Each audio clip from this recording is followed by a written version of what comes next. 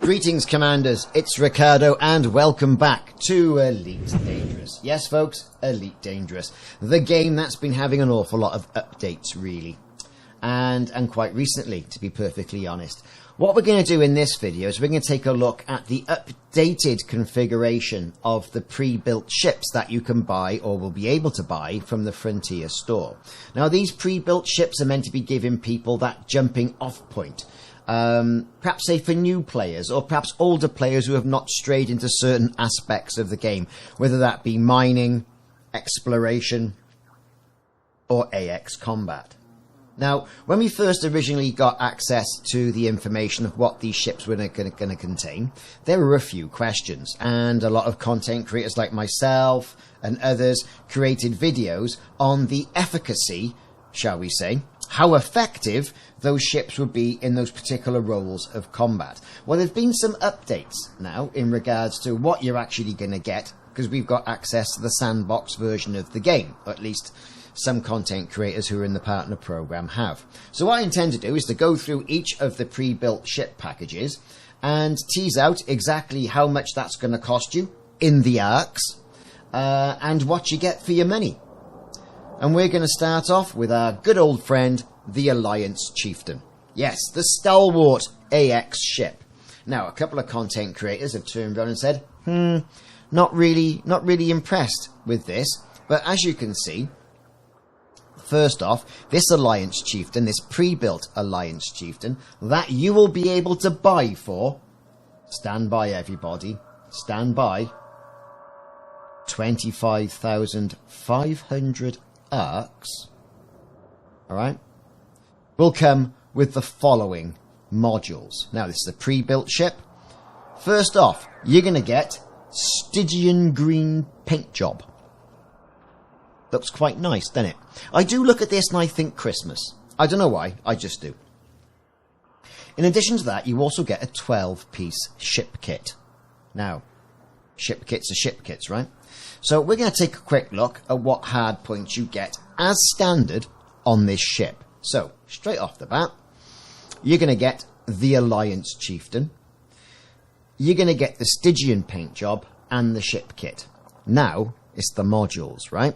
You're going to get two large 3C enhanced AX multi-cannons. And then you're going to get a medium Guardian nanite torpedo pylon. Then, and this is the big bone of contention here with a lot of us, a 1E beam laser. Now, the beam laser, nothing wrong with that, but there's no engineering. For an AX build, you're going to need thermal vent, perhaps a bit of long range on that as well, depending on where you are. But the speciality, you're going to need thermal vent. Now, this beam laser is going to help, if you engineer it with thermal vent, with your heat and heat dissipation, right? We know this. In addition to that, then, you're going to get the 1D, or you're going to get two 1D Guardian Gauss cannons that have been tweaked up by good old Ramtar himself with anti-Guardian zone resistance. The anti-Guardian zone resistance is that effect that will stop your weapons rotting when you enter a caustic cloud. All good stuff, right? Guardian weapons are back on the menu, boys. That's right. Now, so what are we really getting here? Weapon-wise, we're getting these two Guardian weapons in the small slots, alright? What are they going to be used for? Well, attacking the pineapple on the Titans, causing damage against other Thargoids. The multi-cannons there as well could be used against the Thargoid Titans, but typically I would say scouts and perhaps some larger Thargoids. Anyway, that's where we are with that.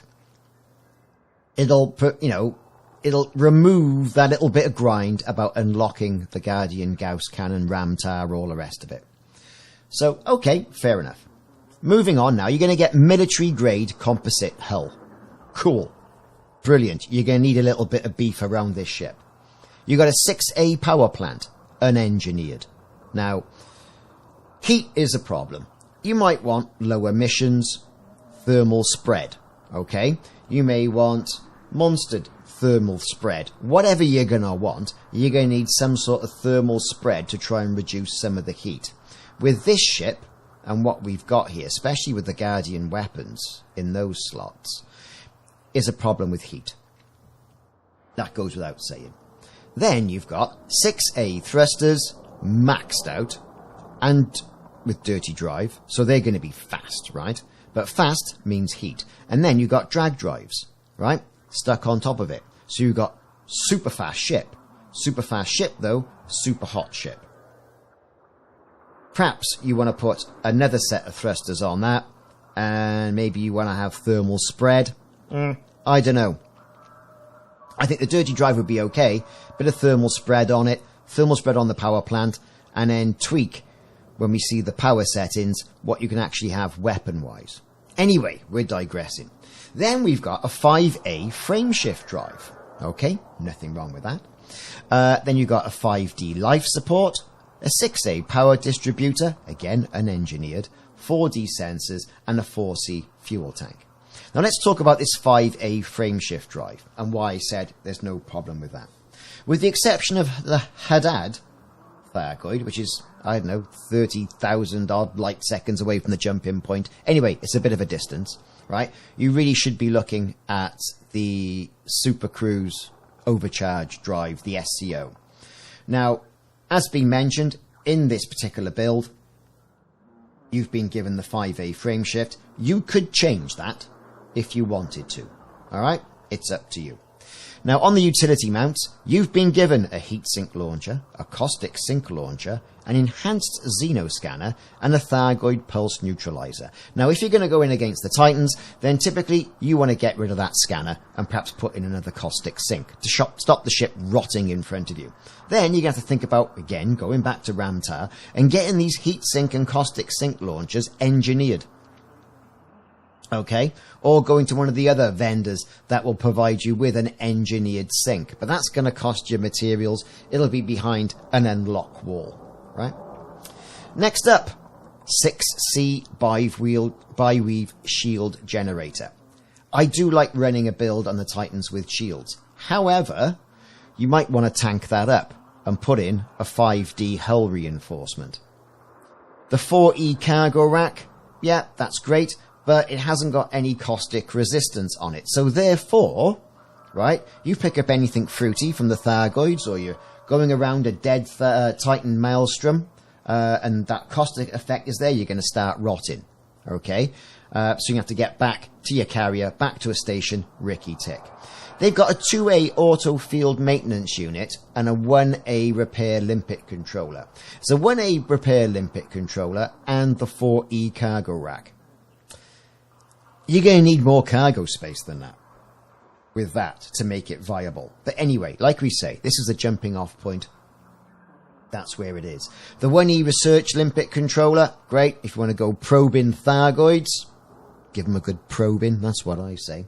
And things that were omitted from my original review of this ship when I built it up outside of the sandbox was the military slots. As you can see here, the module reinforcement, hull reinforcement, and second hull reinforcement, all 4D, were actually omitted from my build because we weren't communicated that when what was going to be in the AX Chieftain pack was released. But that, we are here at Frontier's Leisure, and if the information, we deal with the information as it comes in. There you go. There's no surface scanner, because let's face it, you don't really need it, and you've got a planetary approach suite. There you go. They chose to put a research limpet controller in there as opposed to a planetary approach suite, which is fine. I agree with that. No fighter bays, obviously. And of course, you can have a little bit of multi-crew as you would normally. So we're going to use this ship. Here we go. Lovely. Let's take a look at the stats we've got in the ship section. So the shield health, it's pretty poor, but those shields will come up pretty quickly. We've got a jump range of 16.61 light years. All the resistances and what have you on that. The armor health is pretty good because of all the additional armor modules we've got in there. Now, it's not as bad as what it was because you have those military slots filled with, again, items that you need. So as you can see down here, let's look at the power. With that 6A power plant and those engineered thrusters, you can see here that we are really on the cusp here. Really on the cusp. Any additional engineering we put on here could negatively impact the power we got here. So if we try and engineer this power plant, right, you get this wrong, then nothing's going to work. Okay? Chieftain. We've talked about its shortcomings, its bonuses to death, right? What else do you get for your 25,500 arcs? Well, I'll show you. Here we go. We're going to go into the livery section. Standby callers. Here we go. So again, Stygian paint job, which I think is quite nice. You don't get any weapon detailing. The ship kit you get is this spoiler. Ship kit here. You know, very good. Spoiler 4. It's a 12-piece ship kit. 1, 2, 3, 4. There, right? And you get, again, 1, 2, 3, 4 here. Pretty good, because I haven't got a ship kit other than that silly Thargoid thing they did us for doing Oya. And you get some bumpers as well, which I quite like. I quite like the bumpers, the bumper aspect of things. Makes it look a little bit more aggressive, doesn't it? These are just strictly cosmetics. 25,500 arcs is what this comes in as. Now that equates to, at the time of making this video, which is the 2nd of May, £12.99. And that includes 1,300 bonus arcs you get from the Arc store. Now this is all subject to change. You know, there's economies at play here. But it's not a bad looking ship. Alright? And the good thing about this is, right, is yes, you get the paint pack, yes, you get the ship kits, yes, you get some bits and bobs in there. It's a viable ship for doing AX combat, no matter how you use it in the future, what other modules you put on it. But as in its existing configuration, you will notice that the rebuy cost is 0. Now, what we have found is that if you put additional modules on it, then the rebuy cost is bumped up by the modules that you add. Okay? Right, so that was the AX Chieftain. Here's another sneaky little ship they put in and didn't tell us about. There's a third ship, or in our case for this video, a second ship. This is the Lakon Diamondback Explorer. And as a result, you can see it's an exploration ship. We all love the Diamondback Explorer. We can always say it's got hints of design from the Battlestar Galactica Raptor and what have you. I quite like it. I resisted this ship for quite some time. But if you want to get from A to B, this is the ship for you. So, what are you going to get with this? So, in the hard point, this is an Explorer ship, right? It's a 1G pulse laser. Just to give them a bit of a tickle. You got lightweight alloys, a 4A power plant, 4A thrusters, 5A frameshift drive, 3D life support, power distributor in the 4A, and 3D sensors. You're going to get a 5C fuel tank with a capacity of 32 tons. Moving on, 2 heatsink launchers, unengineered, and the bonus module you're going to get here is a 4H Guardian frameshift drive. Now, this Guardian frameshift drive is going to give you about 9.7 additional. We're going to take a look in detail now, right? You've got a planetary vehicle hangar that you can have 2 vehicles in it, but as you'll notice when we say, okay, we'll use this ship, you don't get any SRVs with it. You have to choose your SRV at your leisure. So there it is. As you can see, you've got the gimbaled pulse laser, and you can see it's part of the pack. The heat sinks, again, part of the pack. All the modules we've got here, again, nothing too fantastic there, okay? I mean, it's pretty much what you would build normally. The frameshift drive booster gives us 9.25 extra light years jump range. with the current configuration, which is a... Where is it? There it is. Core internal, a 4A power plant with 4A thrusters, 5A frameshift drive. Standard frameshift. Now, you haven't got to unlock it because you got it, and it gives you 9.25 light years more, so that's good. You've got a standard just shield generator to keep the bugs off the windscreen. You've got a fuel scoop, 3A, auto fuel maintenance unit, a cargo rack, detailed surface scanner, because that makes sense. It does make sense, actually. And a repair limpet controller in case things go gnarly. All right? And you've got the planetary approach suite for getting down there and doing your exploration. But you're going to have to put SRVs in it. And as soon as you start popping in an SRV, right, buy and equip, there you go. You can go for Scarabs, you can go for Scorpion. I mean, I'm at Shinrata, so I can choose both. That's going to be completely up to you. Now, in addition to that as well, and just like the other ship we talked about, the AX Chieftain, you are going to get some additional items. As you can see, it's got a very, well, partial yellow paint job. This paint job here is called the Polarity Yellow paint job. Let's take a look. There it is, Polarity Yellow. Little bit of yellow at the front, little bit of yellow at the back, right? Not the best paint job, I would say. But you are given the option because if you've been an avid watcher of Frontier Unlocked and other people's streams, the DBX has been a favourite for additional, you know, paint jobs that you could then embellish your ship with. Anyway, they've given the Polarity Yellow paint job. You've also got then a ship kit, and this ship kit has got a 12-piece ship kit like what we've seen before. You've got some spoilers there, right? There you go. Whatever you kind of want to do.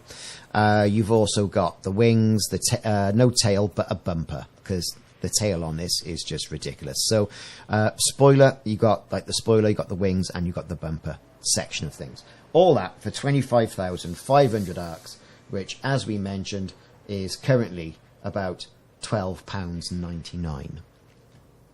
So that is the Diamondback Explorer. Now, we didn't have any previous information about that. It was kind of sprung on us. So anyway, there you go. So the next up is the Type 6 Transporter, right? Now, this is the little mining build that I reviewed about a week or so ago.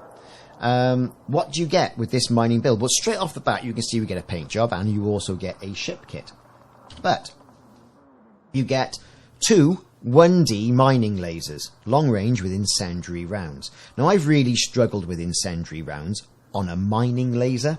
A round says to me that it's firing off like a cartridge or a shot or a bullet. Anyway, whatever, that's by the by. We get 2 of these, right? Lightweight alloy, 3A power plant, 4C thrusters, okay, and that'll become apparent in a minute. 4A frameshift drive, 2D life support, 3A power distributor, 2D sensors, and a fuel tank for the go-go juice. You're going to get a pulse wave analyzer. Lovely. You're going to get a chaff launcher, so you can throw tinsel out the windows when people are trying to shoot you. You're also going to get a point defense turret in the attempt that you'll be able to block somebody's missiles. Great. What more would you need in a mining ship? Probably not so far. Well, perhaps a bigger ship. That's by the by. We've got cargo. 32, that's 64 and 16. Right? This is great stuff, right? So far, so good. Right? So far, so good. We've got a bi-weave shield generator. Fair enough. Again, could be worse. 3A refinery, a detailed surface scanner. Now, this was an omission on the initial document that we had from Frontier, and therefore I didn't put it in my review. Either way, there it is. We've got a 1A collector limpet controller to pick up all the stuff that you mine, and a 1A prospector limpet controller to prospect those asteroids. And you've also got an advanced planetary approach suite. Cool. Without that detailed surface scanner, this build was virtually useless. You couldn't scan rings, you couldn't scan planets. What was the point? One thing I would say about this, yes, cargo is very important. If you want to be a true miner, you've got to look not only at laser mining, but then perhaps a cheeky little SRV bay knocking about somewhere. Would it have been alright? Get down and mine some of those sort of like land-based materials. Anyway, it's a laser mining build, and that's probably why it hasn't thought of or included. So that's typically what you've got so far in regards to the pre-built ships. One thing I want to mention as well is the Python, right? And the Python Mark II. Now, this is the stellar version of the Python Mark II, which may surprise some people, is coming in at quite a bit of arcs.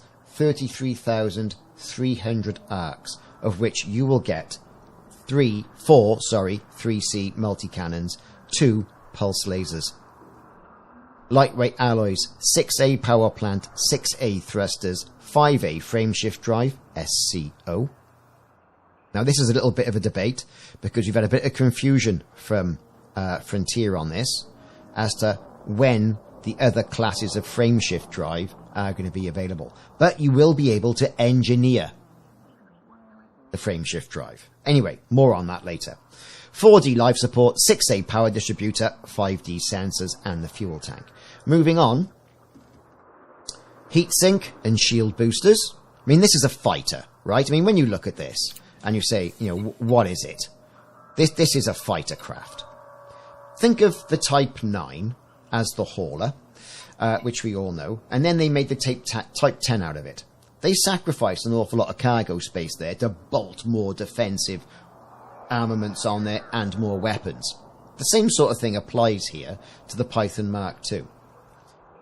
Personally, optional internals, it's lacking a 5 slot. Okay? It is lacking just one additional slot that would have made this ship completely and utterly on point. Build research is still ongoing with this, but it is viable. It's a lot of money, and if you want this on the 7th of May, as opposed to waiting until April, then it's going to cost you a little bit of cash. The standard Python is going to come in at 16,250 arcs, which, if you equate that to what it's costing so far in the store, it's about £9.59, just under a tenner, British pounds. If you want to go for the Stellar pack, which you get the Python Mark II, you get this high-spec rated combat build, A-rated combat build, which you've just seen. You also get a paint job, a Venom Claret paint job, and we're going to take a look at that now, because it is very nice. 33,000 arcs is probably about £15. I mean, there's a pack currently on the store, which is also subject to change. You know, you're looking at spending the pack $24.99 and having some arcs left over. So it's cunning in between those two points of 25,500 arcs and 51, but they may well change those. So let's take a look at this lovely paint job we've got here. So in the livery section, here we are. Here we go. So there it is, Venom Claret. I mean, to be fair, I would say that's perhaps one of the best paint jobs they've had in the game. I think it looks fantastic, utterly fantastic. And I did review this in my Python review. Now, for the ship kits on this particular one, you get spoilers. I quite like that one. Remember, you get these. Let's go back. You also get on the wings, you can have those, which I don't particularly like, but they are better than these. Depends how flamboyant you want to be. Strike wings. And then for the bumpers, you get something that flares it out, or something that doesn't at the front. I don't know. I quite like the idea of the sort of like dolphin nose, snub nose at the front of this ship. You haven't got to have anything in here. But you know, we're gonna kit this out as intended. There we go. So you do get a ship kit as well for your money. And that is my rundown of the changes to the ships and the quick ship review of each one as per the updated information from the Frontier store. I hope you enjoyed this video. I've enjoyed making it. More information is coming out from Frontier. Are these things subject to change? I honestly don't know. More information as it comes. But it's looking like they're going to be released May the 7th. Not long to wait. There we go. I've been Ricardo. Thanks for watching. Like and subscribe and look out for the streams on the weekend. I'll see you soon.